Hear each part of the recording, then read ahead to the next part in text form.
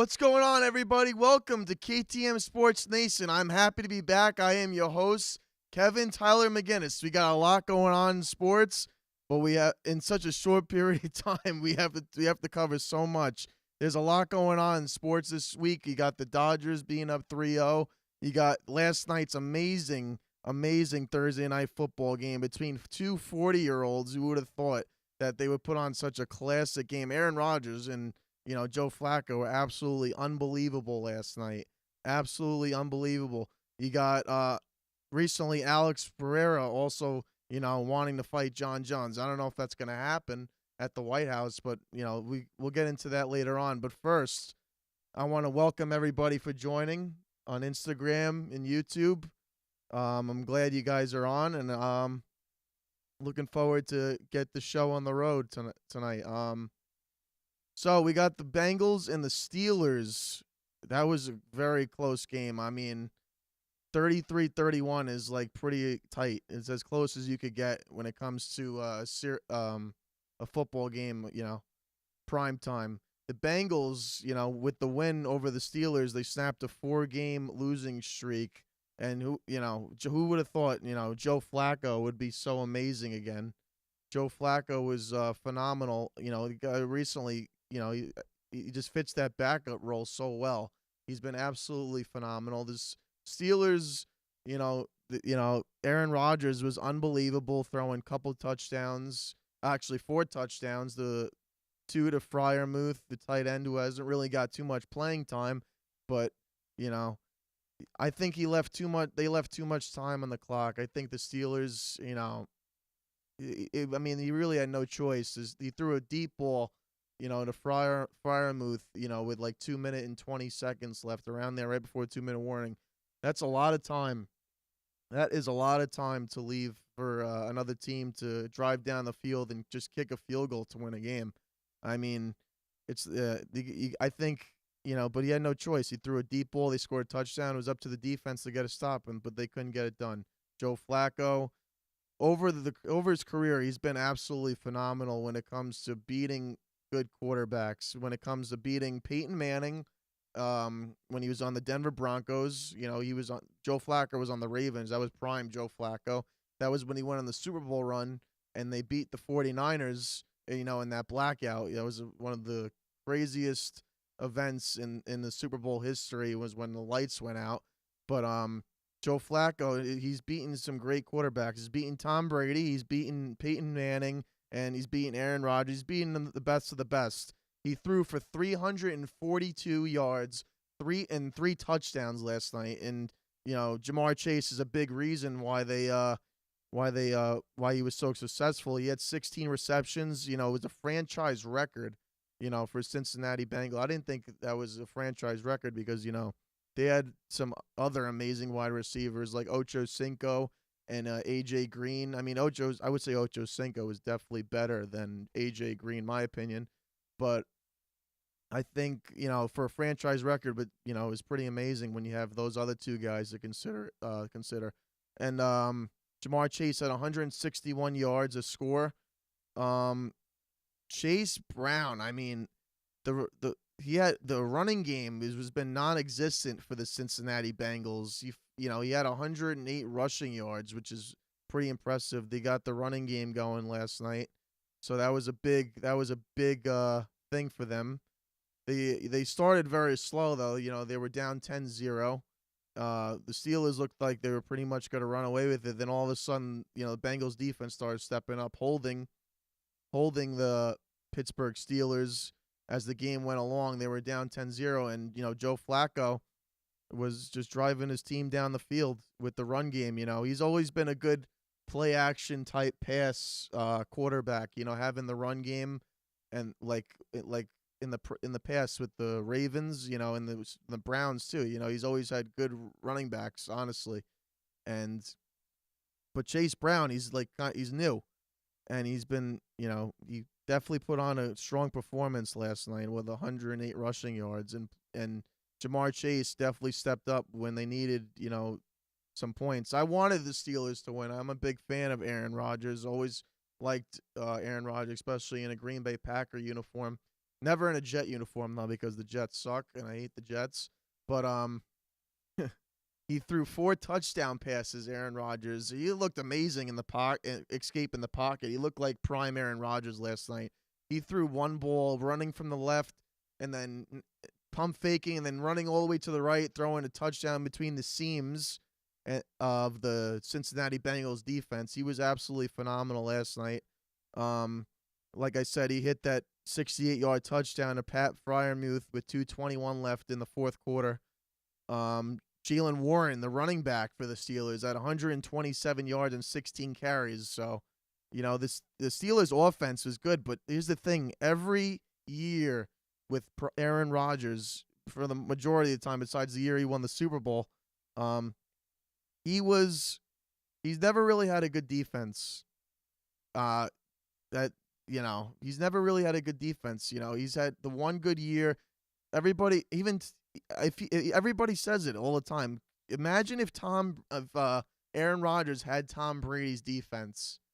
He would probably have 5-6 Super Bowls, because I believe Aaron Rodgers, even Tom Brady believes it, the greatest quarterback who ever lived and thrown a football, says that Aaron Rodgers, talently wise, is the best. He's the most talented quarterback in the history of the NFL. I have to agree. He was absolutely phenomenal. Especially, Aaron Rodgers, when the game was pretty much over, he tried to give his team a chance. He threw that 69.5 and 70-yard Hail Mary throw. I mean, the guy made it look effortlessly. How many Hail Mary throws does this guy throw in his career? He's been absolutely phenomenal. I just want to welcome everybody for joining Instagram. Thanks for joining. All different people. Oh, glad, happy for you guys joining. YouTube too. Brady is the greatest. I'm reading some of the comments. Brady is the greatest.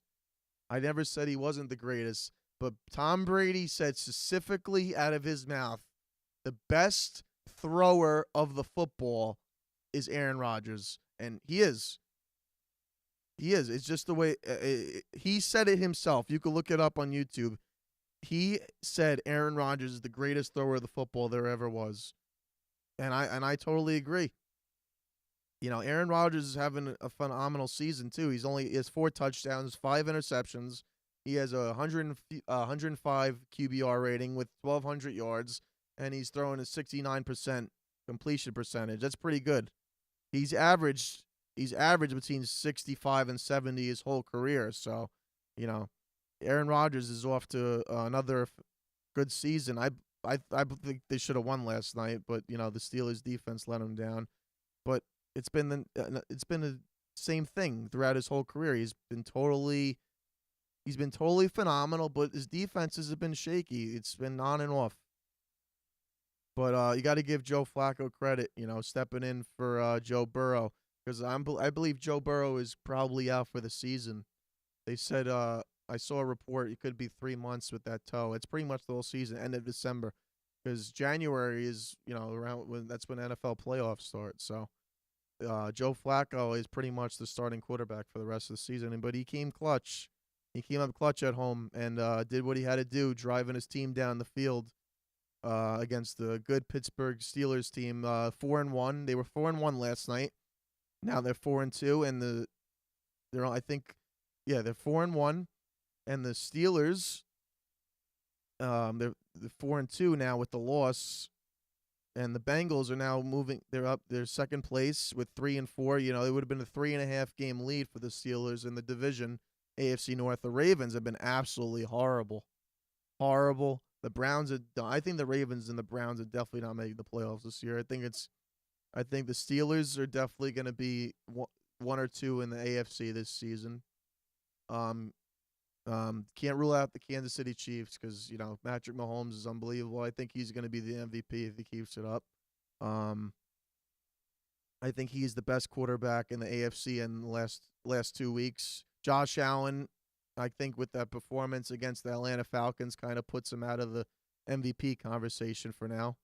So I would say, I would definitely say, Joe Burrow is expected to come back December. I mean, if he's 100%, he's got to be 100%. The Ravens do need Lamar Jackson. I do agree with that. Ravens do need Lamar Jackson. Um, Baker, yeah, Baker is another candidate for MVP. The Bucks are 5-1, 5-1. You know, that's a phenomenal start for Tampa Bay. Baker Mayfield has been actually absolutely unbelievable. Actually, with Tampa Bay Buccaneers since he's joined them, he's been great. Baker made an unbelievable scramble play. At it almost, it was like an Eli Manning. I mean, I'm not trying to say hype up Eli, but it was like the Eli Manning play when he almost gets sacked and threw it. And he Baker did the same thing. He escaped the sack. He ran down the field and he got the first down. Baker plays it all hard. He's unbelievable. I always like Baker Mayfield. Um, yeah, he did. I saw that play when he escaped. Yep, he was absolutely unbelievable when he escaped the sack. That was all heart in that play. He's been absolutely sensational for the Tampa Bay Buccaneers. He's come up with a lot of game-winning drives. Daniel Jones too, though. The former Giant is leading the Colts to 5-1. 5-1, the Indianapolis Colts. Who would have thought? It's like every time these quarterbacks leave New York, whether it's the Giants or the Jets, it's like they come back and they go on another team. They're like the best quarterback in the league. I wouldn't say Daniel Jones the best quarterback in the league. I didn't. Patrick Mahomes and all these other guys are way better than him, but Danny Dimes is really showing up, for his name with the Indianapolis Colts with the 5-1 record. 5-1. But Jacksonville's right behind them, so Trevor Lawrence is definitely the real deal.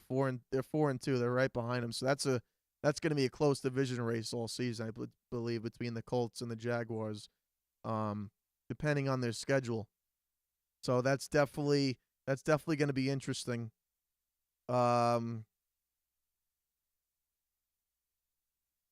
If they get Mike Evans coming back would be a huge pickup for the Tampa Bay because he's the first ballot Hall of Famer, one of the best wide receivers in our generation. He's been absolutely great for the Tampa Bay Buccaneers. But it was very interesting. Great game last night. Great, absolutely phenomenal game last night. Aaron Rodgers was unbelievable last night. I mean, can we agree he was great? Joe Flacco was good, but some of the throws that Aaron Rodgers was making, it reminded me of prime Aaron Rodgers, escaping the pocket, throwing it down the field. He was absolutely great last night, but the defense came up short. He couldn't get a stop. 31-30 with 2.5 minutes, left in the fourth quarter. You need your defense to help out, and they couldn't get it done with Hayward, and T.J. Watt. They just needed to stop him one drive, but they couldn't get it done. So yeah. Also, we have. I'm switching to baseball now. I think the Dodgers are probably going to go back to the World Series. They're up 3-0 against Milwaukee Brewers. I think that series is definitely over. It would be back-to-back World Series appearances for the LA Dodgers. I don't think Milwaukee has a chance, despite the phenomenal season they had. I don't think they have a chance to come back and beat LA. I believe the next game is in LA. Let me see. I think the next game is in LA. Just want to double check. Yeah, it is in LA. The series is over. This game 4 is tomorrow night at 8. I do not think the Milwaukee Brewers. I do believe back to Aaron Rodgers. I do believe he will play another year if he continues to play the way he's been playing. He's been absolutely phenomenal with the Steelers so far, my opinion though. But the Dodgers, they're on the brink of clinching back-to-back World Series. They're pretty much, they right now they're like the new dynasty of baseball. I think they're going to sweep the Milwaukee Brewers. I don't see the Brewers coming back. The pitching has been absolutely phenomenal for the Dodgers. Blake Snell was phenomenal in Game 1. Yamamoto was phenomenal in Game 2. And then Tyler Glasnow pitched 5.5 innings in Game 3, allowing just 1 run, striking out 8. The pitching's been phenomenal. The bullpen only needed, they put up 3 scoreless innings in Game 3 to close out the win. The Brewers they have injury problems now. Jackson Chourio, he left Game 3 in the 7th inning with the leg cramp, but he is expected to play Game 4, but who knows if he's going to be 100%. Rodgers for MVP. I don't know. He's still got to keep going. I like Aaron Rodgers, but he's still got to perform better. But the Brewers, I don't think they have a chance. Freddie Freeman and those boys, Ohtani starting Game 4. It's gonna be. I don't think Ohtani's gonna be pitching a long game though. I think it'll be another bullpen game. I think Ohtani will probably pitch at least 4 or 5 innings, and then the bullpen will come in and close the door on the Brewers. It's going to be a disappointing end for this season, but I believe this season is over tomorrow, and I believe the Dodgers are closing it out 4-0 against the Milwaukee Brewers. They had a phenomenal season, the Milwaukee Brewers. I believe they had what they have, 97 wins or something like that, 95, between 95 and 97 wins. They were phenomenal this season, but the season is over tomorrow, I believe. I think Ohtani gets the start, locks it down, totally locks it down tomorrow night at home. Brewers, I like Yelich. Yelich is unbelievable for the Brewers, but I don't think he will. I think he should leave the Brewers. He's too good to be on a team like that. I know he's had injuries, but the Brewers, I think they are going to be going home early after such a phenomenal season. So I think their season is over, and the Dodgers will be awaiting the winner of the Toronto Blue Jays and the Seattle Mariners, and in the American League Championship Series. That series is now tied 2-2 after the Mariners took 2 at first in Game 1 and Game 2 in Toronto. I thought the series was over right there, but Toronto's came back strong, beating Seattle twice in Seattle. Max Scherzer, who would have, he didn't even start the wild card round, not the wild card round, division round series. I'm sorry. They totally left him out of the roster, but he had for 40 something years old. Another guy, 41 years old, came in.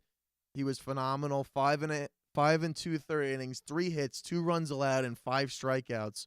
He was lights out, to say the least, against a very good. I guess the Mariners' offense has been phenomenal this postseason, but they totally dimmed him out, especially with the bats on the Blue Jays team. Vladimir Guerrero and Jimenez, driving in 4 runs. They both got it. They both got the home run ball going, and they completely annihilated them in Game 3 before last night's game, 13-4. That kind of got them going. But I believe that Game 5 is going to be the biggest game of the series because obviously whoever wins the next game will be 3-2 for them. So I personally believe, I don't care about either team because I hate Toronto Blue Jays and I hate Seattle Mariners, but I would have to say with the momentum right now, I would say Toronto will win Game 5 and will go on to play, and then I believe they will win Game 6 in Toronto as well, and they will move on and play against the LA Dodgers for the World Series. That's going to be some World Series, I think. Toronto Blue Jays and the Los Angeles Dodgers. I believe the Dodgers are going to win it all, though. I do think the Dodgers are taking all the way to the World Series and they're going to win back-to-back championships. I don't think anybody's better than them left in the playoffs. Toronto's pitching's been good. I don't think anybody's. Yes, yes, I do believe Toronto. I do believe the LA Dodgers will be taking the World Series. Yes. Yep. Dodgers going back to back. I agree.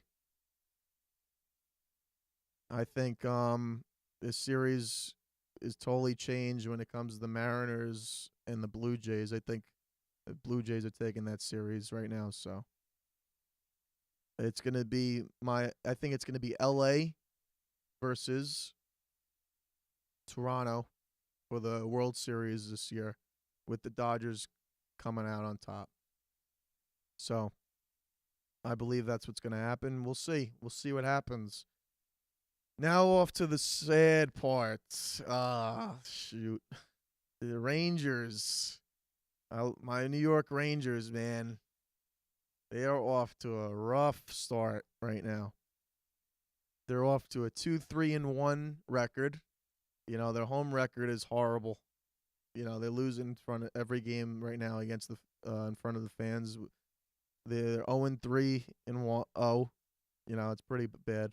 They only scored 10 goals. They gave up 7 in those games.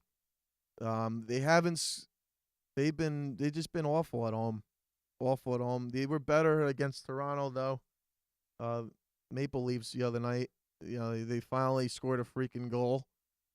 170-minute scoreless stretch. Only scoring 1 goal though against Toronto. They got a point in the overtime loss to Toronto. Yeah, giving up 1 to 2 goals a game is it's not good. Not good. And look at Chris Kreider now.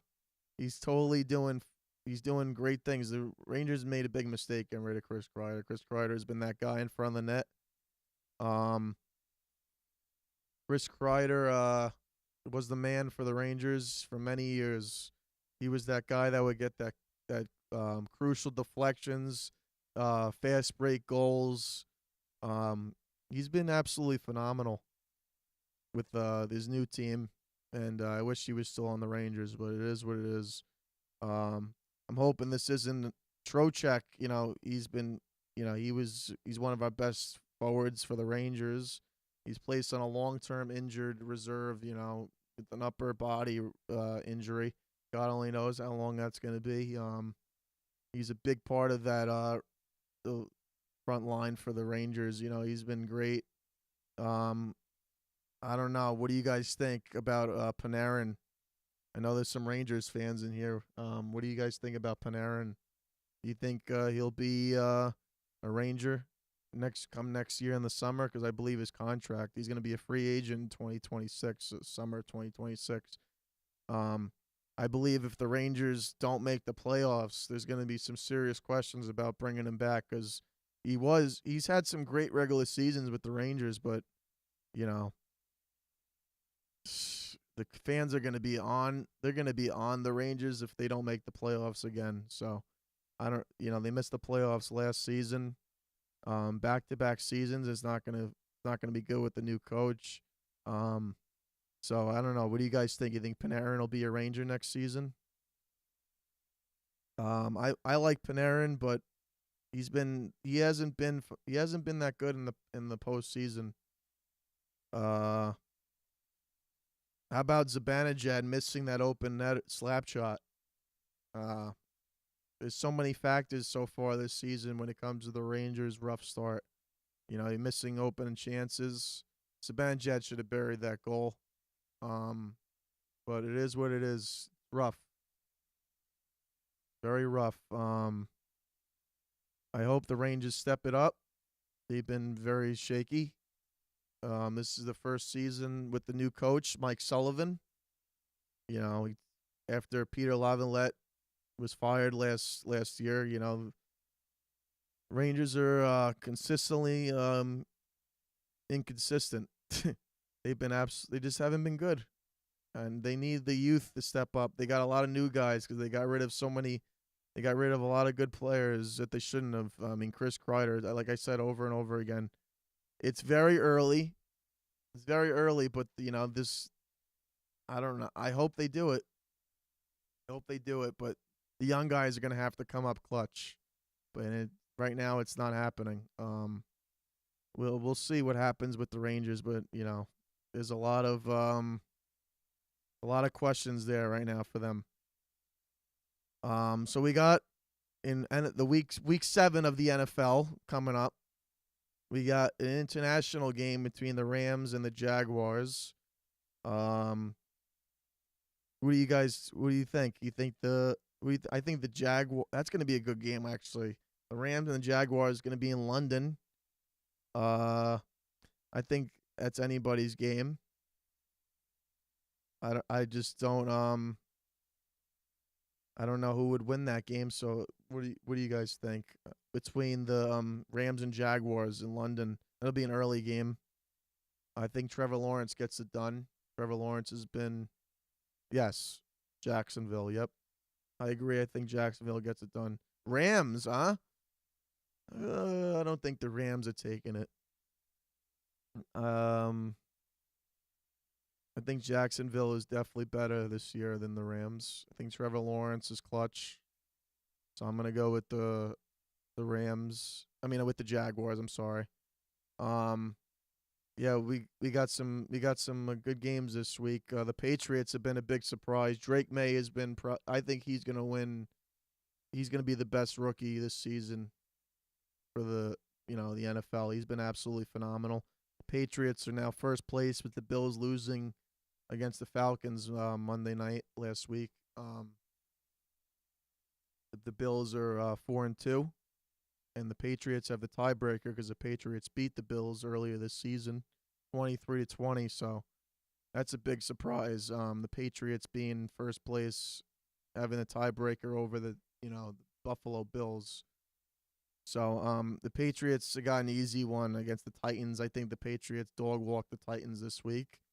Rams are gonna lose to the Jaguars. I got the Jaguars being the Rams. Why the Jaguar? Anybody know? Do you know why the Jaguars are loved so much in London? I don't know. There's going to be a lot more teams playing internationally, according to the NFL commissioner Roger Goodell. He said he wants more international games going on, so that'll be interesting. Be a lot more support going on for other teams, so we'll see. But Eagles and Vikings. JJ McCarthy is out this week, so Carson Wentz will get the start. I think the Eagles beat the Vikings. Eagles will beat the Vikings, I think pretty easily. I think it will be by double digits. And then you got one of the worst games of the season so far, Panthers and the Jets. The Jets, I hope the Jets keep losing because I can't stand the Jets. Just end the season, they stand for, so. I think the Panthers. I'm taking the Panthers over the Jets. You got the Miami Dolphins and the Cleveland Browns. I would say Tua, and I would say the Dolphins take the win against Cleveland. Raiders and the Chiefs. I think the Chiefs are. I think they're finding their groove. Rashee Rice is back. They got the Hollywood Brown, Travis Kelce. They got all the boys back on the starting for the Kansas City Chiefs this week, so I got Chiefs winning. Chicago Bears and the Saints. I think the Bears will beat the Saints. The Saints have been, they beat my Giants 2 weeks ago, but I think the Bears are better than the Saints. So I'm taking the Bears. Caleb Williams is getting better and better every week. I can't believe some of you guys still support Carson Wentz. The guy's a bum. He's a bum. He's injured all the time. And the Jets there's nothing to cheer about. Why are you guys cheering for the Jets? The Jets are a disgrace so far to football. 0-6 is pretty bad, so. You got the Colts and the Chargers. It's one of the best games of the season. What are you guys' predictions against for the Colts and the Chargers. I believe it's in L.A. Yes, it's in L.A. And I believe do you think the Colts will continue keep up their amazing start going into Week 7? Um, I guess we'll see. Wow, picking a Jets win. Picking a Jets win this Sunday, huh? Pretty good. Yeah. Chargers. You got the Chargers, huh? Chargers win against the Indianapolis Colts, so we'll see.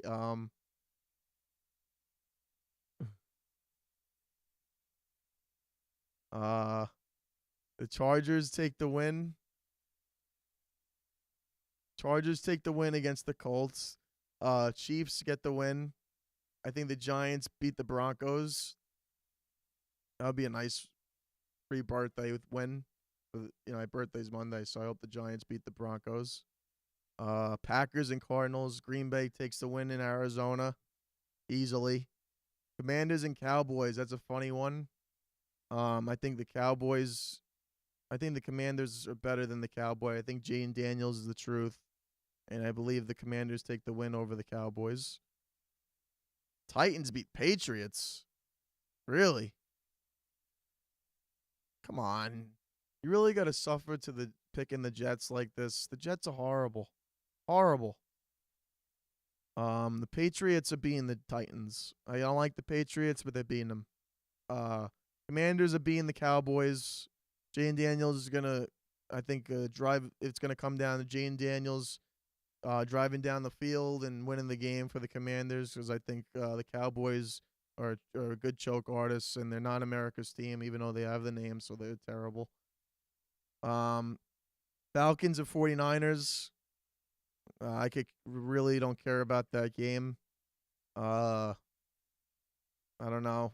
What do you guys think between the Falcons and the 49ers? I think the 49ers take it in San Francisco.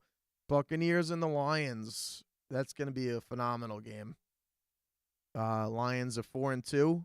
Buccaneers are 5-1. I think the Baker Mayfield takes his team, drives down the field, and gets it done again when it comes down to the last drive of the game. And I believe Baker Mayfield will get the job done. Titans are never beating the Pats. They are not. I mean, as of right now, they're not. Patriots are better than Titans, for sure.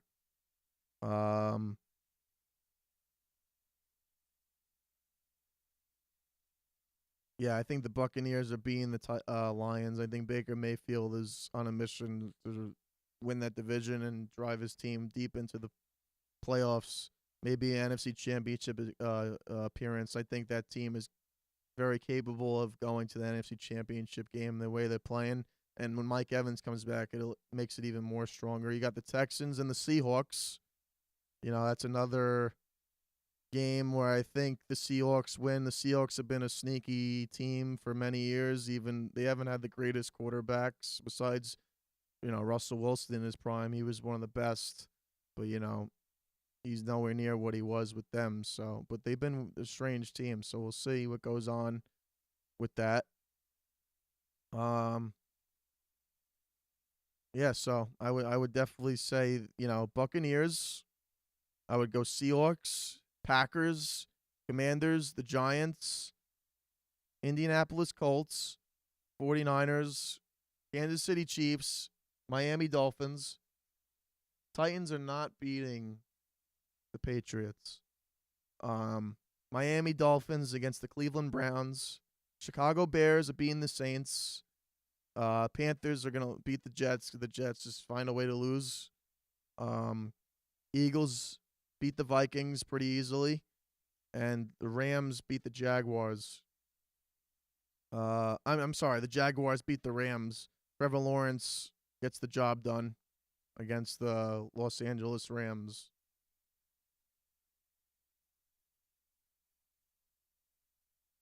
So yeah, I believe that's my predictions for Week 7. Can't believe it's Week 7 in the NFL. It's 7 weeks already. We only got 18 weeks. So you got 10 more weeks, 11 more weeks left. So we will definitely see when it comes to that. So disgrace for boxing once again, hosting Jake Paul versus Gervonta Davis. He's not even gonna. I don't even want to watch. Like a disgrace because this is for the money. Gervonta Davis should just stay retired from. I don't want to watch Gervonta Davis versus Jake Paul. Like, give me a break. I don't know if you guys are interested in that. It's like, it's yes, Jake Paul is a clown. I agree. He does it all for the money. Doesn't fight anybody good ever. Um, if he was serious about boxing and talking all the crap that he does, he should just fight Canelo already. But besides that, are you guys interested in the Anderson Silva and Chris Weidman fight? They fought twice in the UFC. Chris Weidman beating Anderson Silva, you know, twice. One was by knockout, and the other one because Anderson Silva broke his leg in half, was never the same. Both were in 2013. First by knockout, UFC 162, and then UFC 168 in the rematch, a leg injury. You know, when Anderson Silva snapped his leg in half, he was never the same after. So that's Silva lost both to Chris Weidman. Chris Weidman is from Long Island. You know, I've supported Chris Weidman, but you know, Anderson Silva is definitely one of the greatest. He's in my top 3 greatest mixed martial artists in the history of UFC. My top 3 in UFC, and you know, a lot of people question my number 1, but to me he's the GOAT. He's never lost. The only reason why he lost is of a stupid elbow rule. John Jones, number 1. GSP, number 2. And then I would go Anderson Silva, number 3. Anderson Silva, I mean, a lot of people have Anderson Silva, number 2. I mean, I respect it. Anderson Silva is phenomenal. Phenomenal. One of the greatest fighters in general in the history of mixed martial arts. Guy who has been absolutely phenomenal his whole UFC career. He deserves the praise. But Anderson Silva has fought in boxing. This will be Chris Weidman's first appearance in boxing, with Anderson Silva having a record of 3-2. He's had success over wins over Julio Cesar Chavez Jr., but he lost to Jake Paul. I don't know if to me, with some of Jake Paul's knockout, they look so rigged. I don't believe Anderson Silva really got knocked out by Jake Paul. I think he just took the check for that one to boot for Jake Paul to get his name boosted and, you know, have the, you know, name he has in boxing, which is disgrace because he's not a fighter. He is not a fighter. He's never fought anybody good. He hasn't fought Manny Pacquiao. I mean, it's not his weight class, but he hasn't fought like in his division a Manny Pacquiao. He hasn't fought a Canelo. Canelo will mop the floor. Merab is knocking on the door when it comes to greatest, you know, fighter in his division for sure. Merab is one of the best. I like McGregor. Mighty Mouse. Woo! Demetrius Johnson. Yep. Demetrius Johnson is definitely the GOAT in his division. McGregor is the greatest entertainer, I think is the word. Entertainer for the UFC and promoter. In his prime, though, Conor was one of the best. You know, he got sidetracked all the fame and everything. If he kept it going, he probably would have been one of the greatest.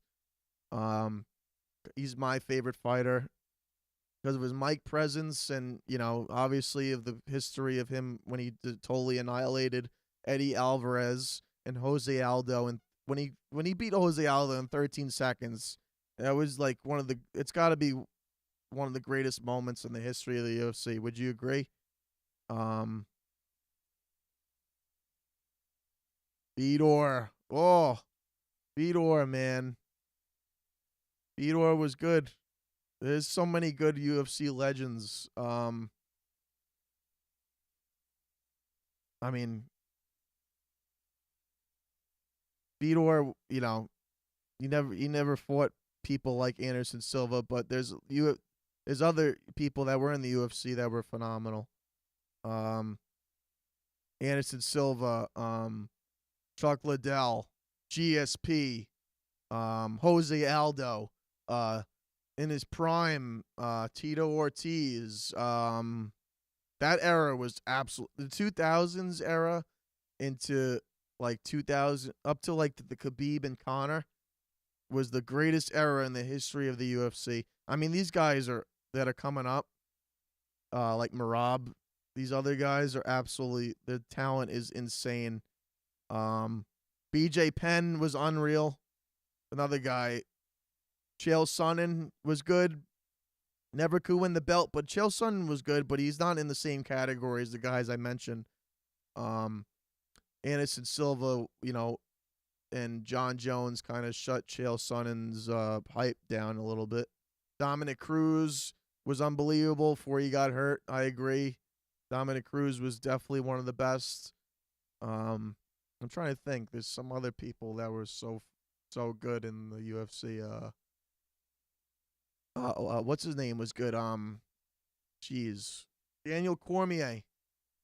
Nobody talks about Daniel Cormier, man. Daniel Cormier is one of the greatest UFC fighters in the history.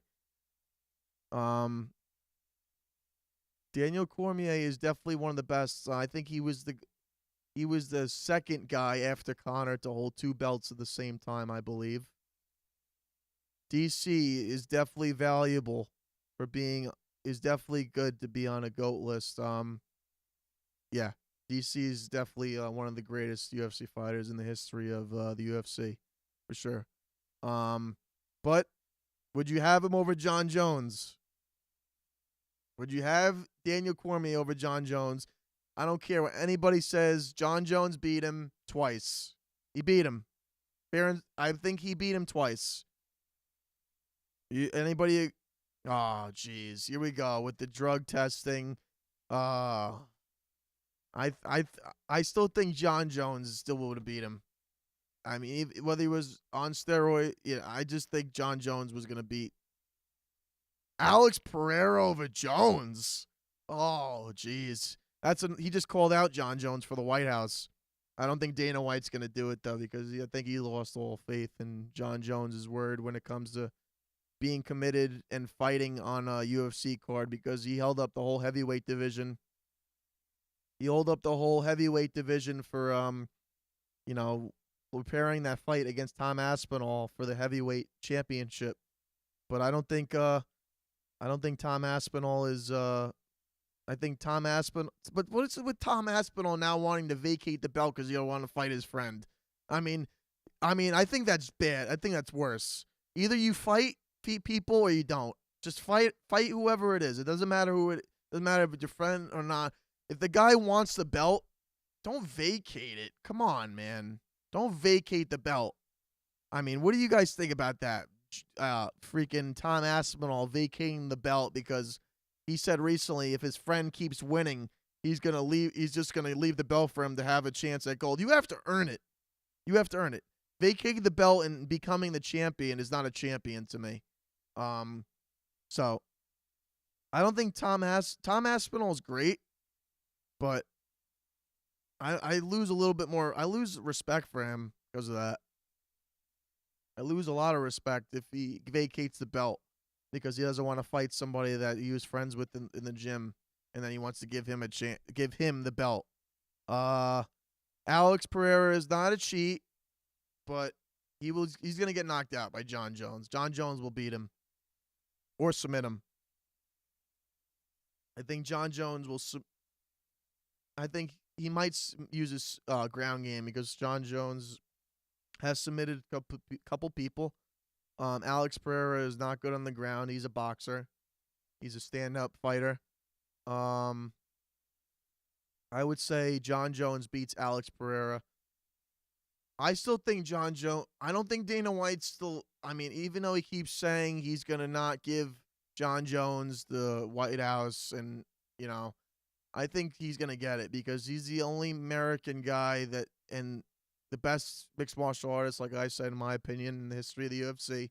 I think he gets the White House card because he's the best American UFC fighter.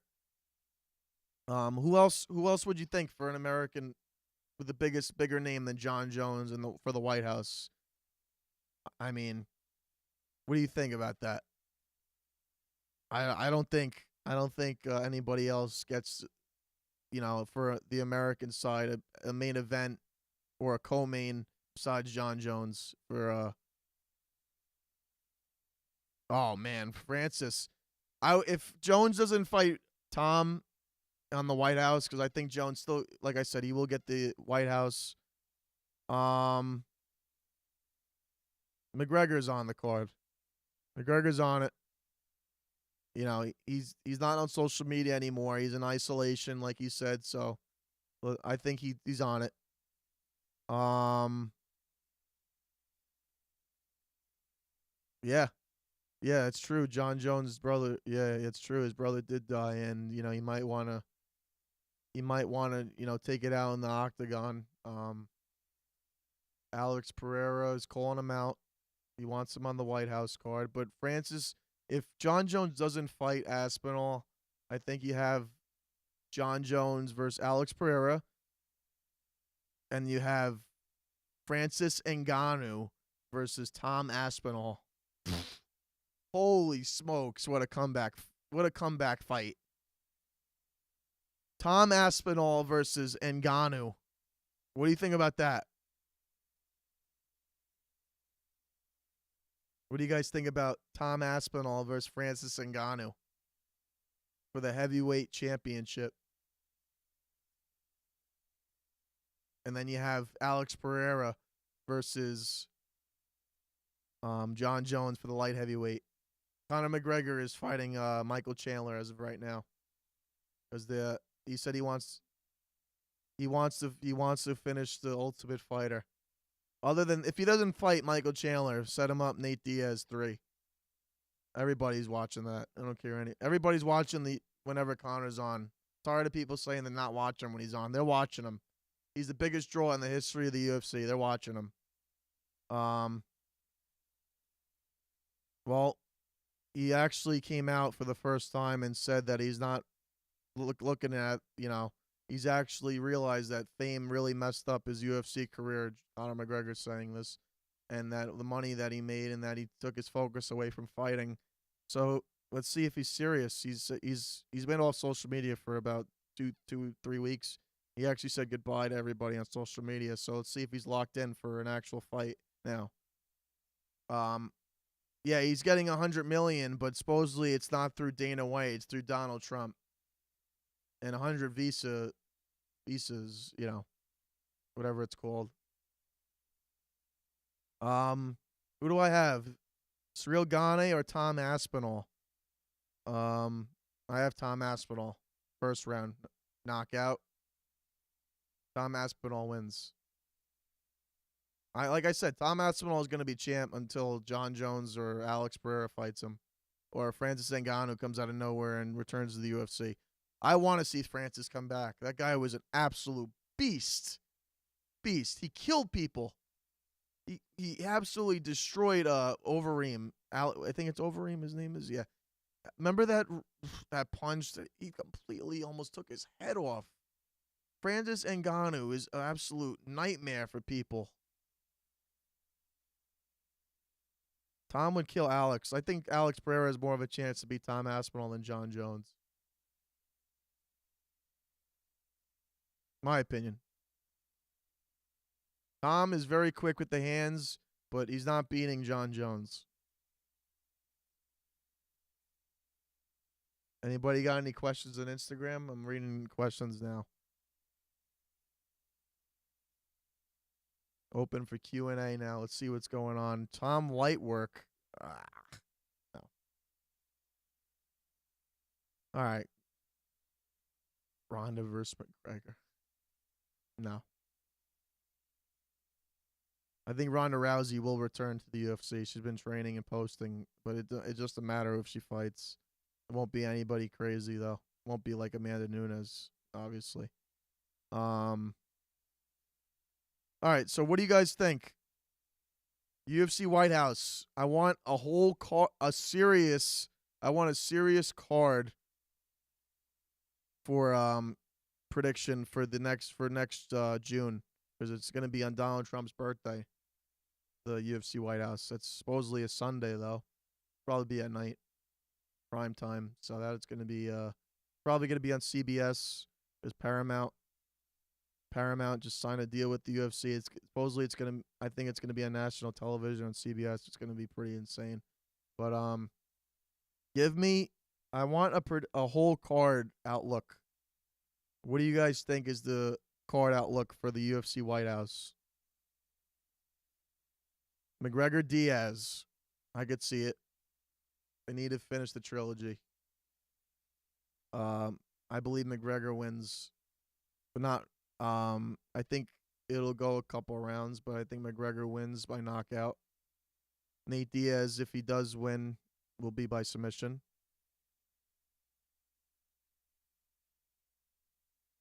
Tom Aspinall will not beat John Jones. I'm just gonna keep saying that. It's not gonna happen. Tom Aspinall's not beating John Jones. John Jones is the best fighter in the history of MMA. It is. I believe that's what it is. No, he won't beat him. You guys think Ronda Rousey's coming back? Is Ronda Rousey coming back for the UFC? Well, she's trained like it, in the pads, wrestling, in UFC shape.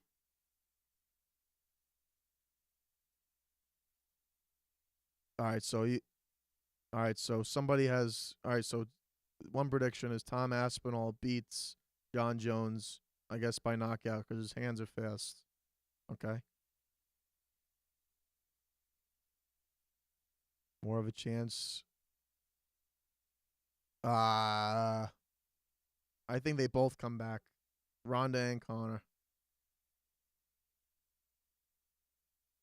I don't believe in that ducking. I don't know. He did kind of. I don't know. John Jones.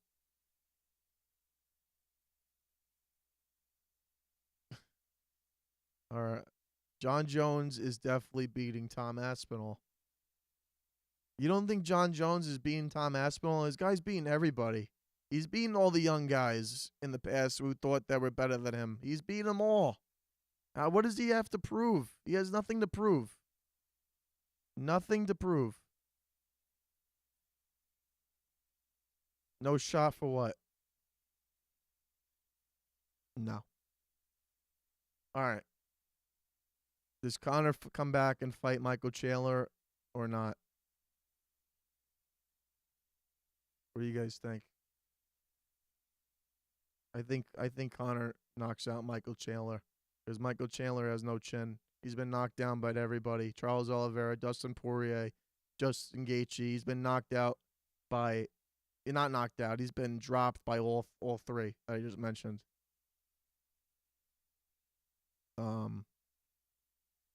I think Connor beats Michael Chandler at the White House. Supposedly, if Ilya Poirier, he's waiting the winner. After supposedly he's fighting in they want him to open up in January for the first Paramount UFC card, which is I'm all for. I like Ilya Poirier. He's one of my favorite fighters. Guy's amazing. Islam Makhachev is defending the belt next month. I guess Jack. At Madison Square Garden. If Islam wins, Ilya Poirier is next in line. Even Ilya came out and said it today that he's moving up. He's moving up to welterweight. Yes, that's why. Yes, he is moving up to fight at welterweight. Yes, 170 pounds, and I think Ilya will beat Islam. I can't stand Ilya. I mean, I can't stand Islam, Khabib. I don't like any of those guys. So I just don't want them to win. I think Ilya has more of a game than just boxing too. I think Ilya could definitely. I think Ilya could wrestle. I think if Ilya catches Islam once, it's over. That his hands are absolutely power. This guy has knocked out great people. Alexander Volkanovski, Max Holloway, and Charles Oliveira. Those are three top guys. Who's not defending the title? Alexander Volkanovski is one of my favorite fighters in the history of the UFC. What I like about him, he'll take risks when it comes to short notice fights. Um, the guy came back and tried to fight Islam after I forget who he fought the fight before, but he lost. But then he beats Diego Lopez for the belt. Becomes a featherweight champ again. Alexander Volkanovski is definitely one of the most entertaining and best fighters in the history of UFC. I think he submitted himself as one of the best in the UFC. He's been absolutely phenomenal.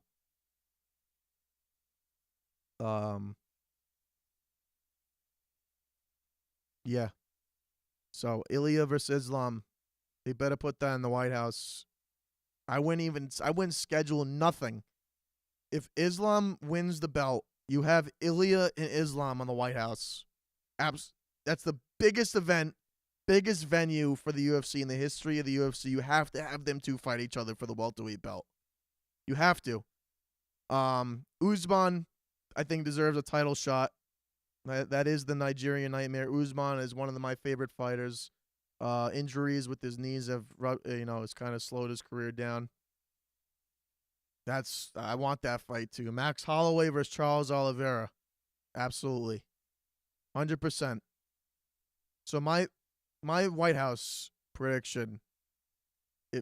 I don't want Islam to win, but if he does, this is the main event.